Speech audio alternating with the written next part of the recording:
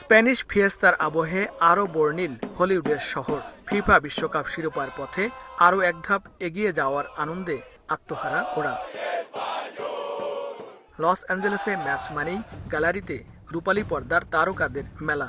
৭০,০০০-এরও বেশি দর্শকের মাঝে ক্যামেরা আলাদাভাবে খুঁজে নিয়েছে ব্র্যাড পিট, পেনেলোপে ক্রুজদের। তবে এদিনের মূল চরিত্র হয়ে ওঠেন মিকেল মেরিনো।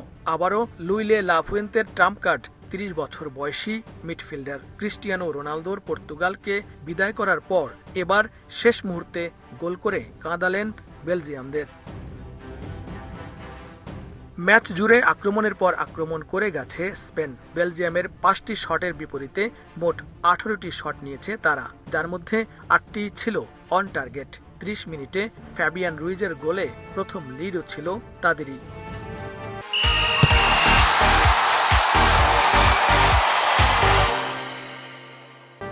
যদিও সাবেক বিশ্ব চ্যাম্পিয়নদের বিপক্ষে প্রথমার্ধে মাথা নত করেনি বেলজিয়াম। টিমোথি কাস্তানিয়ের ক্রস থেকে শার্লে দি কেতেলারের হেডে ৪১ মিনিটে সমতায় ফেরে রেড ডেভিলস।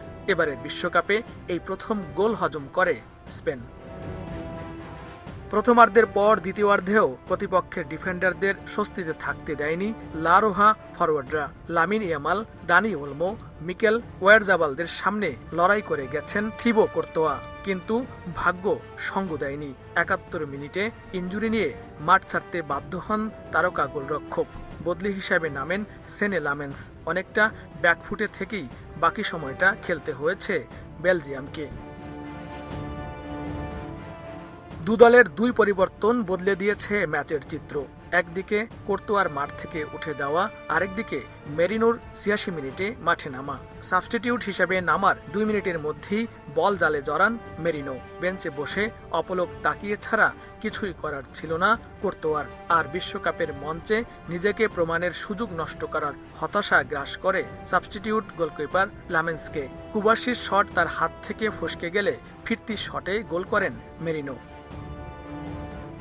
শেষ পর্যন্ত আর কোনো নাটকীয়তা ছিল না। ২-১ গোলে জিতে সেমিফাইনালের মঞ্চে পা রাখে স্পেন। আর হয়তো বিশ্বকাপ থেকে বেলজিয়ামের এই বিদায়ের মধ্য দিয়েই ডি ব্রুইনা, লুকাকুদের গোল্ডেন জেনারেশনের সমাপ্তি ঘটল। শেষ মুহূর্তের গোলে বেলজিয়ামকে হারিয়ে সেমিফাইনালে উঠেছে স্পেন। সেখানে তাদের শক্ত প্রতিপক্ষ ফ্রান্স।